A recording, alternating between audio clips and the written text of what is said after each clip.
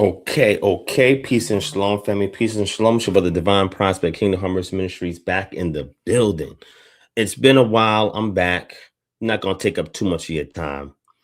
Coming on here to say shalom or Shabbat shalom to those of you who are keeping the set apart Sabbath starting this evening into tomorrow.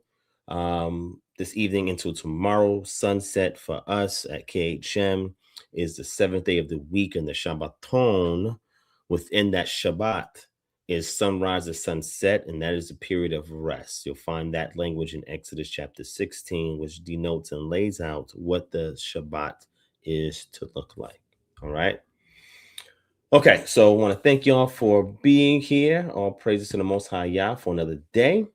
Grateful to have another session of this Freestyle Friday. It's been a lot. Today was a very busy day for me. Didn't even think I would go live at all in any capacity, but I'm here. Fortunately, I'm not going to stay long, but I was invited to a TikTok live session I was just on. I was invited to that. I'm being invited to more TikTok live sessions. And it's very interesting platform for me. There's a lot of spaces in there that's similar to like Clubhouse, and spaces that's on what's that, Twitter and other places like that. And I'm think I'm gonna be doing some more sessions on there personally from my page that's on there. But hit one if you can hear me clearly. Hit one. Hit two if there's some problems with the audio visual. Hit one if everything's good. I have my AirPods in right now, but I can drop and just use my mic. Let me do that. It's probably better that way.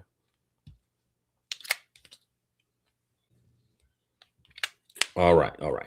So let me give a couple of shout outs. I'm gonna start first with some housekeeping, and then we're gonna transition from the housekeeping into the actual session. So let me go ahead and do that. So first and foremost, the Patreon, www.patreon.com/divine prospect is the best way you can support this channel. We have all exclusive content over there, videos, we have articles, we have book resources, we have my academic blogs, my academic papers over there. We have language courses if you're interested in Hebrew, Aramaic, or Greek. They're over there as well. You also get access to our calendar over there when we develop it. Any new products that we develop, KHM develops, is made available through the KHM channel. There's also music, KHM Divine Light Records music that's over there as well. You can go check it out. There's tons of resources, content, exclusive content that you can only get over there. That's over there at the Patreon. So sign up for the Patreon, www.patreon.com/divine prospect. I'm currently finish up the introduction to the next course that we have in holistic research paradigm for Bible studies classes. And that is for the low intertextual, so we call it the low intertextual analysis.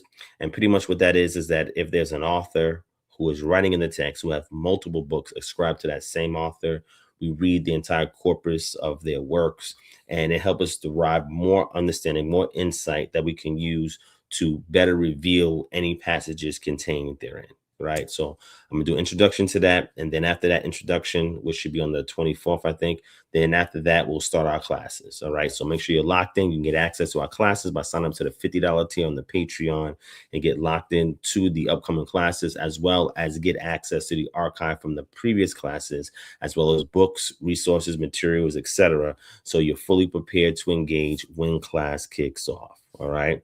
Also, if you're interested in joining KHM, as you know, Kingdom Harbinger Ministries, the goal of Kingdom Harbinger Ministries is to herald the kingdom of Yah's, herald the coming of Yah's kingdom, and to prepare his people to receive him. Right. And that is the part that deals with the community. How do we prep the community to receive Yah upon his arrival? We have to build Goshens so that we can be ready to exit from the Goshen. If we're not ready to exodus from the Goshen, then we have not done our part in our preparation to leave out when the time comes. So KHM is here, putting the work in the community, hands to the plow, so we can get this preemptive work done, and we can create these Goshens so we can be self-contained and self-sustained and autonomous when Yah judges these nations. When he judges the nations, we have to be in our Goshens so we can be shielded from that judgment, follow his instructions, and await it out until he leads us out of these nations back into the land of Israel. So all praise to the Most High for that. If you want to be a part of Kingdom Harbinger Ministries, as we create products, services, and do community work in an effort to minimize and mitigate the societal ills that adversely affect our communities, then sign up for KHM. The link is in the description below. The link is also there for the Patreon for you to set up and get logged in. And that's it. Check in. Also, on the Patreon, there is also a 24/7, 365 chat on there. So if you don't get your questions answered in any Freestyle Friday session, go over to the after party on the Patreon, jump into one of the chats, ask your questions. Me and the whole community is over there. We'll answer what we can, point you to the right resources, and get locked in. All right. All right. So we got it covered on both sides. We got the scholarship, academic instrument of education on one side. We got the community-oriented building Goshens and refuge cities for our community to prepare for what's about to come on the other side. So when you come to this channel, you can pick either or you can pick both and get locked in. All right. All praise to the Most High. All right. So let me go ahead and give a couple of shout outs to see who is in the chat. Let me take a look.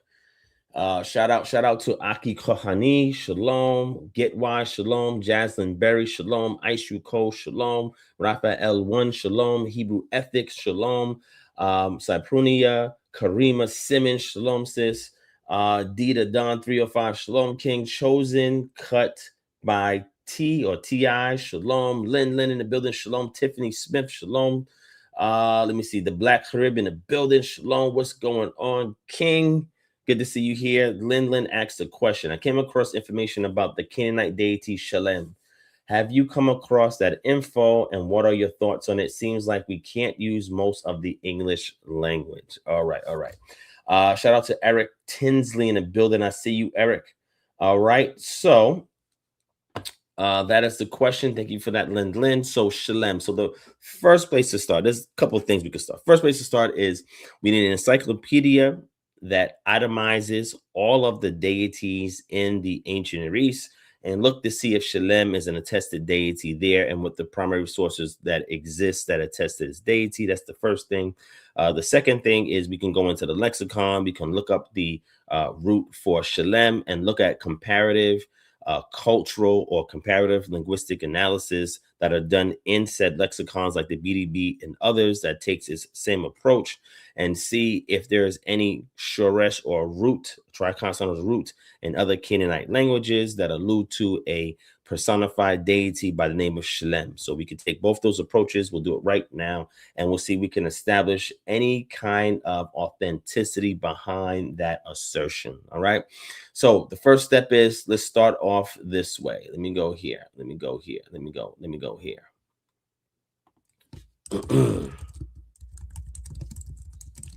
Let's see if we could get it here. Let's start at Genesis. What's that? 33:18, I believe. So let's go to Genesis 33:18.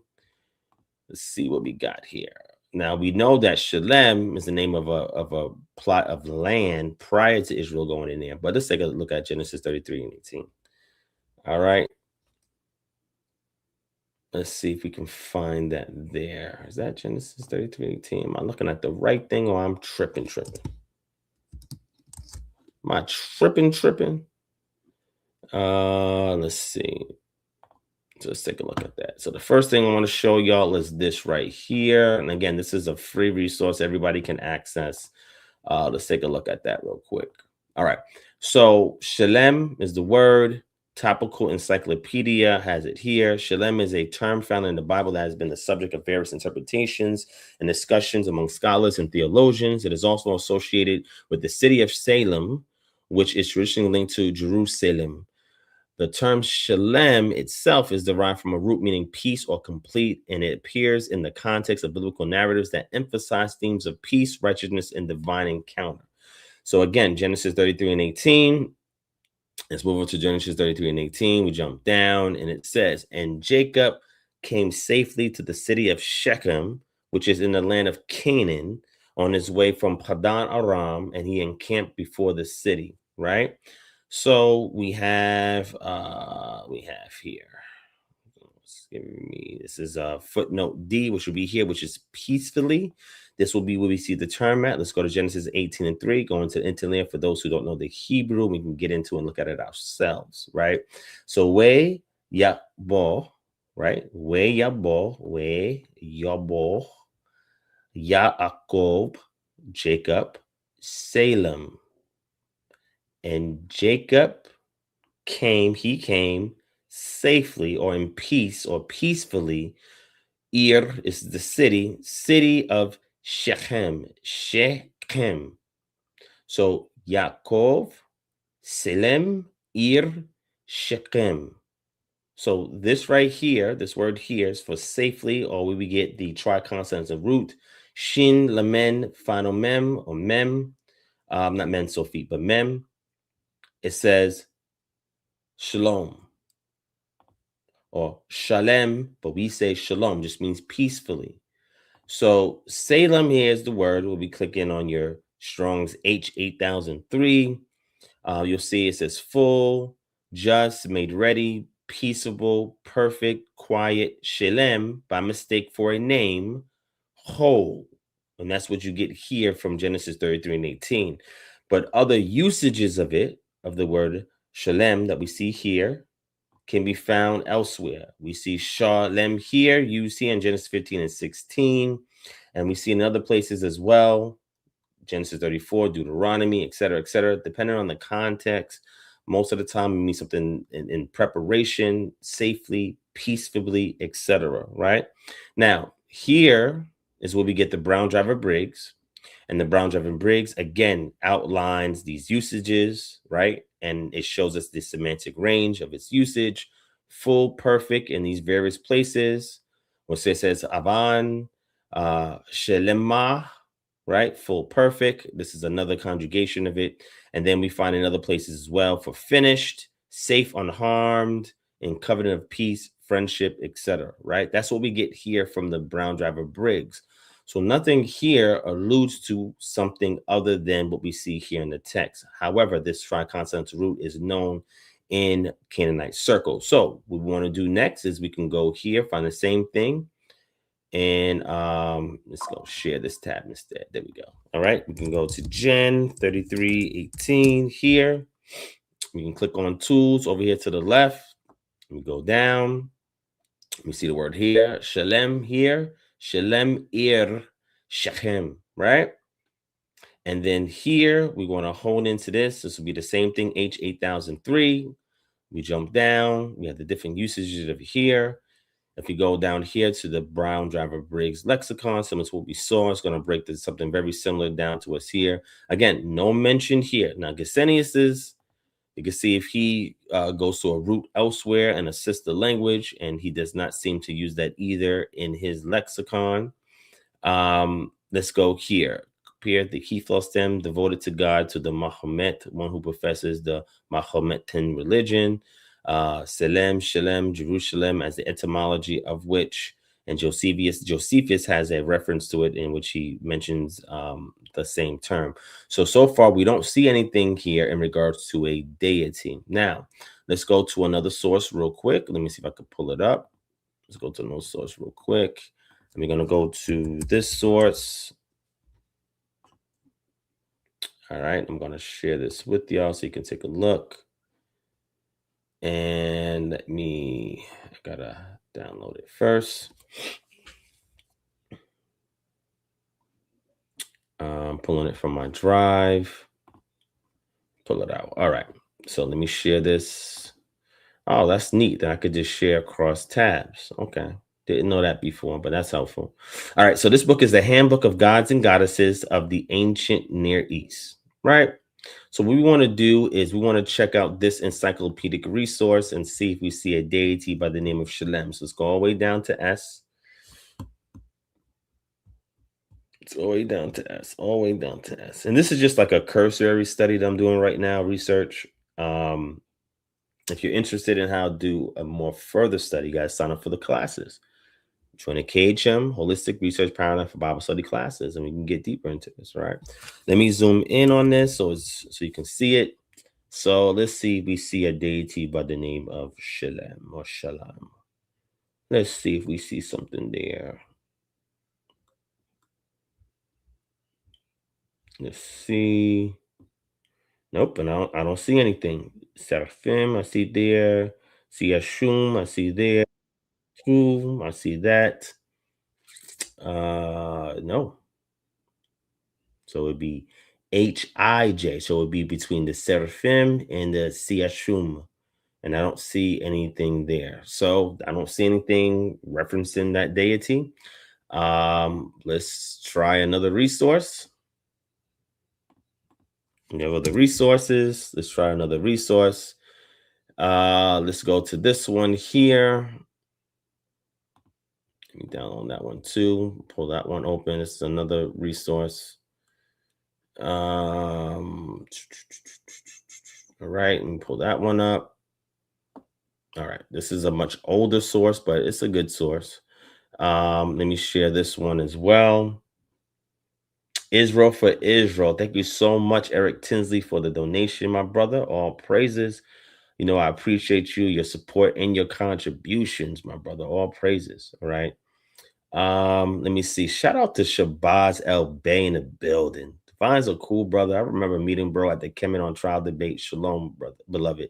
Shalom to you too, bro. I haven't seen you in years. I pray all is well with you and your family, my brother. Peace and blessings upon you and your household, brother. And all praises, man. All praises. You know what I'm saying? So Shabazz El Bay, I don't know if you're still a Moor, if you identify as being a Moor from the Moor Science Temple of America. Or otherwise, if so, let me know, brother. You know, I chill out with the Moors out here in Atlanta and in New York when I get there, brother. But let me know, man. All praises. I got a bunch of brothers in that line and that walk. So yeah, man. Yeah, man. Yeah, I try to be cool with everybody, brother. You know what I'm saying? Scripture says, "Live peaceably, if at all possible, among men. Blessed are the peacemakers, for they should be called the sons of God." You know, all praises. Thank you so much for that, brother. So let me go to this last resource, because again, so far I don't see any proof of it. Now I can also go to a list of other resources like articles, peer-reviewed articles and stuff on the subject matter, but during a cursory study I see nothing about Shalem or Salem or anything like that as far as a deity. So here I don't see anything here either about Shalem. We could do a search too. No Shalem appears here. So I don't see that. So what I would say to you, sis, is wherever that is coming from, can you share that link to that if you have it? And I could take a look at it. It sure is, my brother. It definitely is. A lot of brothers don't know diplomacy intact. They don't know about Echad or the oneness unity amongst the brethren. They're not familiar with Psalms 133. They may know it, they may speak it, they may preach it, but they can't live it. And a lot of times we set that stumbling block from ourselves, and we be the ones in the way as to why brothers and sisters can't learn the truth, don't want to learn the truth, or don't want to walk peaceably with one another. You know what I'm saying? So,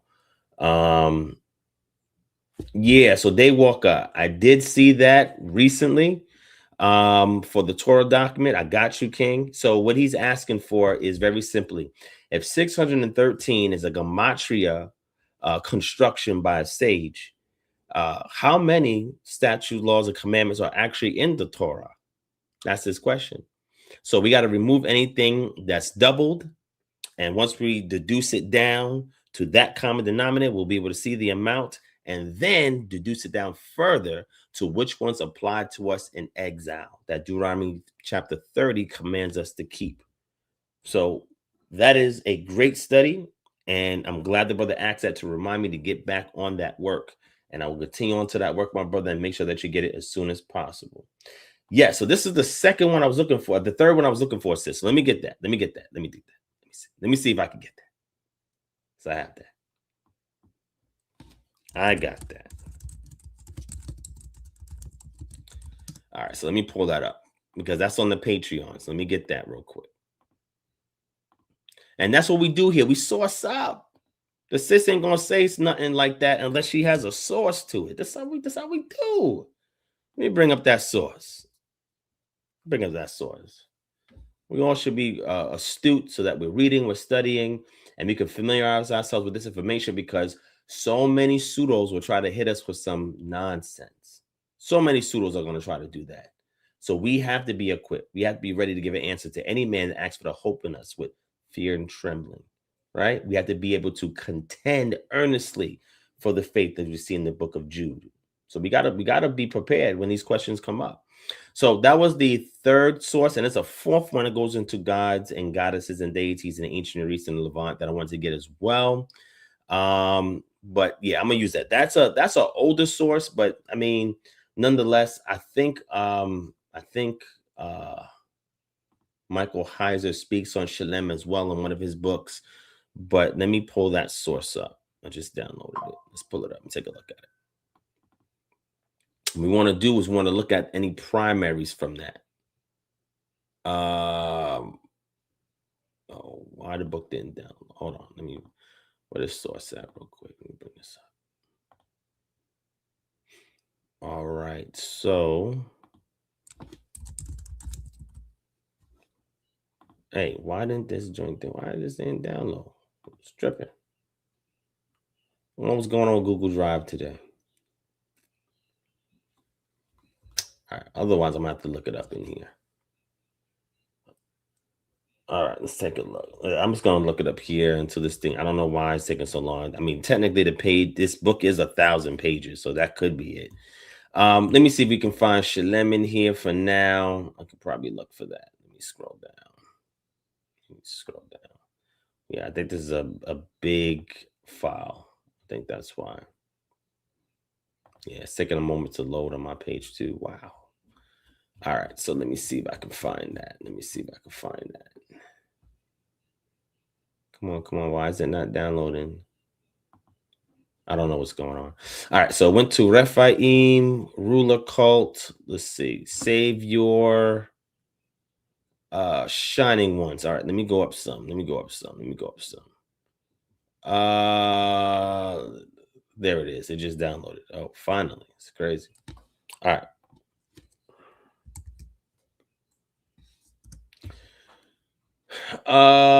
Let's go find Shalem. All right, so Shalem is here. I see it there. Let's go pull it up. The entry on Shalem. We see it up right here. All right, so I got it. All right, so let's take a look at this.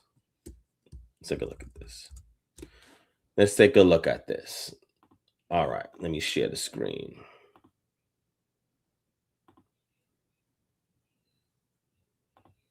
Let's pull it up. All right.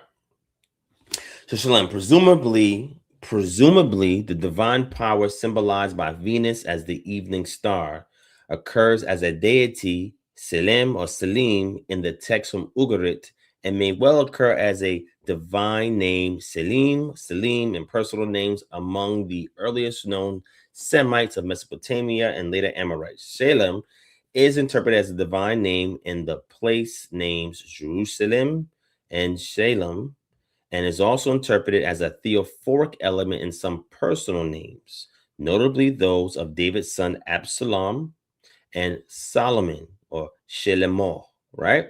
The brief Ugaritic or Ugaritic mythological text, KT uses the designation 1.23, known as the gracious and beautiful gods, is the most important source concerning the god Shalem. In this text, primarily a fertility ritual, Selim, evening star, is linked with Sahar, which is interesting because that's also in Isaiah chapter 14, as offspring of the head of the pantheon, El, and two women he encountered by the seashore. These two gods, aspects of Athathar and Venus, are nursed by the lady, surely Anat or Atharath or Asherah, and have insatiable appetites, one lip to earth, one lip to the heavens, like Mot. They symbolize the powerful new life associated with the sacred marriage. In other texts, the two gods are associated with the sun goddess. In the text from Ugarit, Shalem also occurs separately in the gods list from the Akkadian Selemu. The occurrences of Selem or Salim in personal names at Ugarit may be taken as a divine name or as an epithet. may. Whenever you see may, presumably, etc., take that with a grain of salt, because that requires a bit of speculation to make things work. However, now that he's mentioning it, what's interesting is on the Patreon, I laid out who the 70 sons of El is. And I'm sure that Shalem was one of the deities, right? But let me keep going. But I didn't have it as Shalem. I had it as Salim, right? Or Shalim. But let's keep going. And it says, attempts to characterize Shalem beyond the evidence from Ugarit, e.g. as connected with child sacrifice, reflect speculative reconstruction. The nature of Shalem remains little known. See that? The earliest possible attestations of Salim occur in the pre-Sargonic and Sargonic personal names. But in those names, like the Old Assyrian and Amorite names with Salim, one cannot clearly distinguish a divine epithet from an unmarked divine name. Many divine names, of course, derive from epithets. So what does that mean, divine? So the name Shalem or Selim can be part of a theonym. Theos means deity, nim means name. Part of a theonym that could be ascribed to a geographical place, or could be part of a theophoric name, just like they mentioned for Solomon, etc., Absalom. So what they're saying is we can derive that a deity actually existed who Absalom's name and Solomon's name derived from. And they would propose that is this deity Salim or Shalem. That's what they're saying. That's what they're positing, right? Because these are theophoric names. And you have theonyms that are mentioned in, let's say, God's names or in literature that we see from Canaanite texts, such as in this case, Ugaric, that have references to a deity by the name of Salim or Shalem, but not a lot is known about the deity. Just a few references we see in Ugaric, and that's it, right? And then it says, although the element is not marked as a divine name or as a divine human epithet, the complete healthy one, and names with kingship terms that presumably denote the name bearer as a substitute for a deceased family member, i.e. a substitution name for Salim, is an epithet of the child. The latest possible occurrences of the West Semitic deity Salim in Phoenician Punic personal names, some of which are semantically equivalent to the much earlier Sargonic names, present the same problems in interpretation. It's very difficult to establish the provenance of this deity, the deity's attributes, the deity's seating in the pantheon, hierarchy, etc. Right? But references of it does come from a God's list. It could be an intermediary deity or a lesser known deity, come from theonyms and theophoric names, and all this data is used to reconstruct some deity called Shalem. Now, is it possible the deity Shalem existed? Could be. Could it be the name of an eponymous ancestor that's responsible for that chunk of land in Levant? That's more than likely than what it is. And over time, that eponymous ancestor is deified, and then that eponymous ancestor is then projected as a deity in the upper realm above the Rakim, or above the vault that's holding up the Shamayim, or the waters above, right? So this was going to be the third source I was going to go to, but in those two cursory sources, they did not reference it. Also in the lexicon, it does not reference it. But here we see the reference from Ugaric, pre-Sargonic, Sargonic personal names that they say could be from this deity, like Absalom, Solomon, etc. It's really sketchy. It's not really well put together. But Salim, which is the word that I have in the 70 sons of El, because what I did was I said, well, who are the 70 sons of El that we see mentioned, right? And do they correlate with deities we find in the Hebrew text? And I did a whole post on that, and I listed out the gods' names and so forth. So go back and check that list. Matter of fact, let me go ahead and actually put it in the chat to make it easy for you to get to. Let me see if I can pull it up. Pull it up.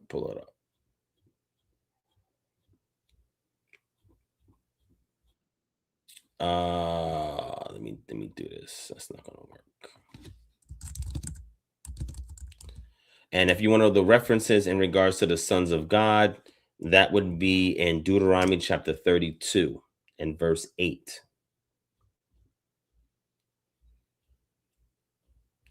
Let me see if I can pull this up real quick. Oh, here it is. Is this it? Yep. Who are the divine council members, or the 70 sons of El? Let me drop that link in the chat. You can check it out. I have more information on there. I actually draw a list and I laid them all out. So y'all look at that. Let me know if you see Salim or Shalem in there. Actually, yeah, Shalem is there. Wow. Let me show it to y'all. That's crazy.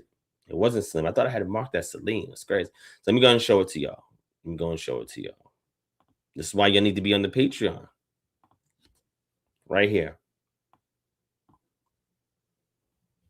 And if you go here, block all the divine council members or the 70 sons of El, and I go into detail about that there. So go ahead and check out the Patreon. I'm gonna drop the link in the chat for y'all. Boop.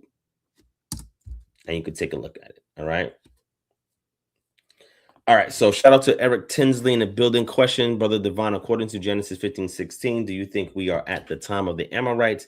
They are the lineage of Ham. Much turmoil is happening amongst Africans. What are your thoughts? Yes, so brother, within that historical context of Genesis 15, the Amorites do derive from Ham, and the Amorites will make up the intruding force in the Levant, and at that time refers to the Canaanites. They were the ones that lived amongst the Canaanites. They even established a kingdom called the Amuru kingdom that we see mentioned in Kemetic sources or sources from Egypt with Miss Aram.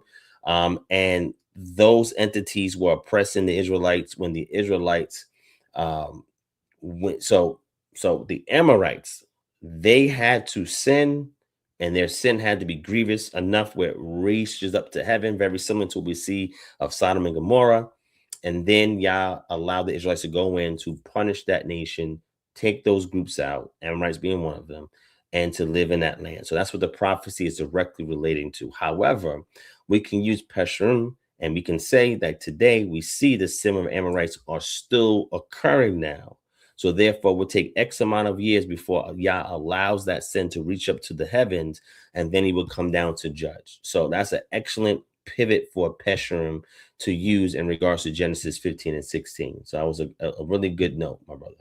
Really good note. Let me see. On a similar topic, what's your position on Exodus 20:13? Is this us speaking the names of deities such as Baal Hadad? And if so, how do we navigate that with the reading and teaching of the text? All right, so Exodus 23:13, well-known passage. Let me get there real quick. Exodus 23:13. All right. Now I wanna break this down for y'all because I know some of us may have a misunderstanding of this passage. I've taught on this before on a previous live stream and in the lecture, I think too. I think I did it in the lecture too, but I'm gonna go through it here real quick from my brother. So let me share the screen and let's get to it real quick. All right, Exodus 23:13. Now, there are tons of deities mentioned in the Bible. If the Most High did not want us to mention these deities' names, they would not be written in the text. They will be excised out the text, right? But the proper name of deities are mentioned in the text. Theophoric names with deities' names in them are mentioned in the text, and they're not X'd out. So in order for us to do a parshat or parashat and start reading these things, the difficulty lies in if we read Exodus Shemot 23:13, Ubekol asher amarti alechem Tishameru Weshem Elohim Acherim Lo Tazkiru Lo Yishmach Alpika. Right. So if we are told not to have the deities' names come off of our lips because that's breaking a commandment, then how are we to read passages that have Asherah, Baal, and other deities that are mentioned in it? Well, this is not talking about that. This is not talking about the literal saying the names of other deities. Otherwise, there'll be tons of passages we simply could not read and would not be coherent if not having the names of the deities. The name of the deities are there so that we understand who they are, what they are, and know what to refrain from. This is not talking about the speaking, the speech. It's talking about something else. I'm going to show this to you real quick. So I'm going to end off here with this question. And if you have any more questions, short live stream. I know y'all gonna be very upset. It's very short. Devon, this is too short. I understand, but I need some grace, right? Let me give me some grace today. Trust me, this is gonna be very interesting. I'll end off on this. Give me some grace. If you still have questions you want to ask, you can email it to kingdomharbinger@gmail.com. You can jump into the chat on Patreon. These are other ways after the show is over. You can still communicate with me, get your questions heard and answered, and join our community. All right. And you can work with other like-minded Israelites, and we can come up with the answer together. Right. So I want to address this real quick. That's a great question, my brother. So if you have any other questions, I may not be able to answer it here. So reserve it, please, for those other two ways of sharing it or the next live stream. And I got you next week. I think Monday is President's Day. That is my youngest Earth Day, right? And then Tuesday, my children are off. But the rest of that week, from my job perspective, is going to be light. So I will be able to go live on a Wednesday, Thursday before next Freestyle Friday. So I'll be able to answer additional questions for y'all and have a little bit more time to do so because my 9 to 5 work will be light. All right. But let me address Shemot 23 and 13 and explain the misunderstanding, right? This is very similar to what we see in Shemot 20 when it talks about not using the Most High's name in vain. People think it's one thing, but it's not. And I discussed this on a previous live stream. I even gave you a link to another scholar speaking about the same thing, a Hebraeus or Semitic scholar speaking the same thing. And I'm going to address that misunderstanding for Exodus 23 and 13. So if you've had a rabbi teach you this, a Moray teach you this, they are teaching it incorrectly. If you see any midrash speaking about this, it's talking about it incorrectly, right? Because I'm gonna show you. So Exodus 23 and 13, right? I went through it in Hebrew, right? So let's get to it in English, right? Where's right here? All right. Oh, we can do it here, right? So first we have this right here, our shuruk here, which means and. We have our inseparable bait preposition here with the shell underneath the bait, and it's an open, no dagesh. So it's normally pronounced the va uvekol, right? Which means and at all or and in all, since it's a preposition, and in all, asher, which is the word that which, or depending on how we use it. But if you see here, go over here to how it's parsed out. It's a relative pronoun, right? That I have said, amarti. I have said right here. I have said, right? To you, alechem, be circumspect. Tisha meru, be circumspect, right? What you mean be circumspect? And the name, Weshem, and the name, or and name, there's no definitive article, but and name, Elohim acherim, of other gods, lo tazkiru, make no mention of. Now notice here we're dealing with the hethal stem, which is the causative. That's important. So it says, and don't, the name, this is, we got to interpret this right here. This is important. And the name of other gods cause no mention to be had or be made of, right? Cause no mention to be, well, how do you cause a mention? Okay. And let it not be heard from your mouth. Well, what am I not supposed to cause to be mentioned? And from here, where it says, let it be heard, Yishama, let it be heard is in the Nephi, which is the passive happening to you. Do not let it be heard from your mouth. So do not cause the mention of other deities' name. No, that's not what that's saying. But we're going to interpret that. Nor allow your mouth to have it happen to them. What? The causing of its mention to happen to your mouth. Meaning that you're hearing it somewhere else, and now you're allowing your mouth to regurgitate what you heard. It's very important that we understand that term heard. Let it be heard or cause to be heard, not cause, excuse me. Allow your mouth in a passive sense, meaning you're not even actively doing it, but passively let it be heard from your mouth. We're going to interpret what all this means. Fine. Okay. Simplify this grammar, explain to us. The first thing is the term here, Shem. This word Shem does not mean name, as in what I call the deity, Baal, Asherah, Selim, Shalem. That's not what it's talking about. And the reason why we know that is because deities' names is all throughout the Tanakh. This is not what it's talking about. That's the first thing. That's how we know. The second thing is, what are you talking about called? Let me give you an example. This word should be fame or reputation. Because that very thing causes a people to worship after a deity when that deity's fame or reputation is mentioned, is announced, is heralded. Let me show you what I'm talking about. There's plenty of examples of that. The first one that comes to mind that I want to address is Joshua chapter 2. With good old Rahab, right? So watch this. Verse 8. Before the men lay down, she came up to them on the roof and said to the men, I know that Yah has given you the land, and that the fear of you has fallen upon us, and that all the inhabitants of the land melt away before you. Keep listening. For we have heard, that's the key word. We have heard how Yah dried up the water of the Red Sea before you when you came out of Mizraim, and what you did to the two kings of the Amorites who were beyond the Jordan, to Sihon and Og, whom you devoted to destruction, Karam. Watch this, or Karim.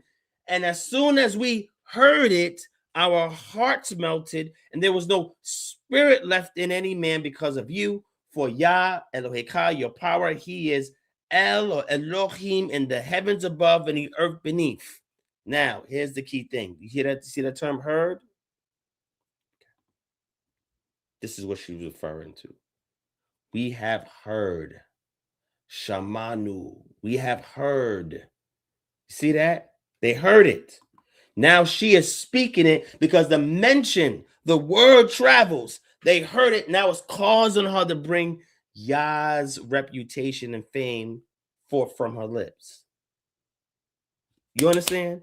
Whenever you talk about the heroic deeds of a deity, the greatness of a deity, all the wondrous things the deity does, you will cause a people to fear the deity and to worship after the deity, thereby breaking the commandments in Exodus chapter 20 in the Decalogue.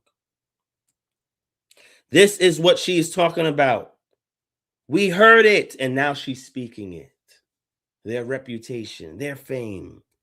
Yah does not want that to happen amongst his people.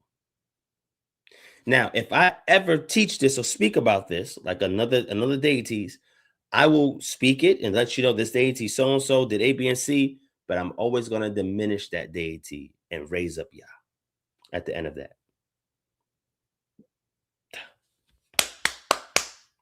Y'all don't understand. It's the reputation, it is the fame of said deity that you should not cause to be mentioned, and it should not passively come off of your lips. You understand? That's what the text is talking about. That is what it's talking about. So when you see name there, Shem, it cannot be other deities saying Baal, Asherah, because their names is all throughout Tanakh, but is referring to their fame, their reputation, their character. When you start bigging up these other deities and you start rousing the people up to fear them, that they may go worship them, be tempted to worship them, you're breaking in Shemot chapter 23 and verse 13. You got to always big Yahweh. You got to always big Yahweh. You understand, family? So it is a reevaluation of the Judeo-Christian traditions that have been passed down to us that we must commence in order to ensure that we are properly keeping these statutes, laws, and commandments. That's very important. Shout out to my brother Hassad in the building. What's going on, King? All right. So that's the thing. You can talk about other deities, right? You can mention them if you're teaching, but always diminish their reputation and their fame and their relevance to the audience of Israel. Now, I could speak it in an academic setting to people who don't identify as Israel. There's nothing against that. Moses was told by the Most High that these commandments goes to Israel. Y'all are not to be bigging up no other deity and diminishing Yah or causing others to worship after them. That is the key. Okay. Shout out to Gavin Millen, King. Ara, shout out to Aran Billen as well. Shalom. So I'm going to leave you all off with that, family. This is a very short session. I apologize for the brevity, but there's time to shout out to Awaken Now, Mr. Shemzi in the building. What's going on, King? Hosea Humble, Shalom. All right. If you want a last minute shout out, hit 1. But I do have other things to do, other work to process, and ministry work, because it don't start and end here. You have your other mores, they turn off their camera and they go back and do whatever they want to do. With me, it keeps going. Ministry don't stop. Right. So with that being said, family, appreciate you for watching. I also want to point out, if anybody here has a health ailment or a medical condition, and you want to try an alternative approach or integrative approach or complementary approach to what you're already doing allopathically, we are here to assist. Email us at naturalpathtoeden@gmail.com. You can click the link, well, not click the link, but email us in the description below. Also, if anybody here has any debt issues, you need your debt eliminated, you need to increase your credit score, and you need to be more financially frugal, and put that like that. We are also here to help you as well. The email is in the description below for Jubilee Manumission. All right. Now, this Monday is President's Day, which is a Shabbat for the secular realm in America. Not a Shabbat for me. I'm working on that day. That is not my Shabbat, bro. I'm working on that day. But for those of you that understand that this is the world Shabbat, let's take that time to acknowledge all the leaders in Israel. Take that time to acknowledge our ancestors that fought for us to be here today. Take that time for our ancestral fathers and mothers in scripture who were leaders in their own right, who obeyed Yah like Moshe, like Yehoshua or Joshua, who did their part to ensure that we can get the word today. We need to big them up. So if I have time on Monday, I could do a live stream on that. If I don't, I am promising I can do one. But some way during that week, we will discuss that in the next live stream that we have on this channel. Take that time to acknowledge the real ancestors that fought, bled, and died for us to be here today, right? The ones that was brought over here via the transatlantic slave trade, the leaders in our community, and the leaders in Israel today, right? Take some time, give them their flowers, show your appreciation for them, and thank Yah that he has given us some good leaders in this community. Now, there's bad leaders as well, and there's some leaders that, but there's some really good leaders in this community. So take President's Day time to show your flower, give them their flowers, show your appreciation, watch their material. All praises to the Most High Yah, big up Yah, and Yeshua for what he did on behalf of Israel as well. These are the presidents or the leaders that we are to look towards, because this is where we can draw our strength and insights from. So praise the Most High for allowing us to have them in the community to edify us, encourage us, strengthen us, and to use that history. Because Paul says in the book of Romans, chapter 15, he says, whatsoever things written aforetime for our learning, that we through the patience and comfort of the scriptures might have hope. And because of what they did, they give us hope today. All right. So all praise to the Most High. So shout out to everybody in the chat that showed up. Thank you for your contributions, your support. As always, keep me in your prayers, and I will pray for you as well. If you need anything from us, email us at kingdomharbinger@gmail.com. Let us help you. Give us an opportunity to serve, to minister to you, right? To provide, to lead and guide any way we can. We're more than happy to do so. And anybody out there that needs any life event services like weddings, funerals, coming of age ceremonies for your 13-year-olds, etc., we do that here as well. Email me at divineprospectkhm@gmail.com, and I'll be more than happy to service the community, because that's what I'm here to do. In an official capacity with someone who's credentials and licensed to do so. I'm here to hold you down. We also do immersions as well. You need an immersion, we're here to do that as well. All right. So appreciate your family. Thank you for watching. Hopefully you enjoyed this short session. If you need anything else from us, email us. We're here to help out. Patronize the channel by signing up to our Patreon. There's other ways you can donate as well. And let us know what else we could do to improve this channel. We're here to make it better, to serve you. If you have any suggestions, we're open to it as well. And I look forward to seeing you all on the next live stream. All right. Those of you who have a 3-day weekend, enjoy your weekend and think about Yah throughout the weekend. Pray, fast, and do what you need to do to get closer to Yah. Read your word and your script. Watch some edifying content, and Yah will continue to have his Ruach dwell amongst you, with you, and inside of you. All right? All praise to the Most High. I'm out for presidents that represent me. That's the best way to end this off. Shout out to my brother Ice Cole in the building. All right. Shout out, family. Love you, family. Thank you for watching. Peace and shalom. Shalom, shalom, family.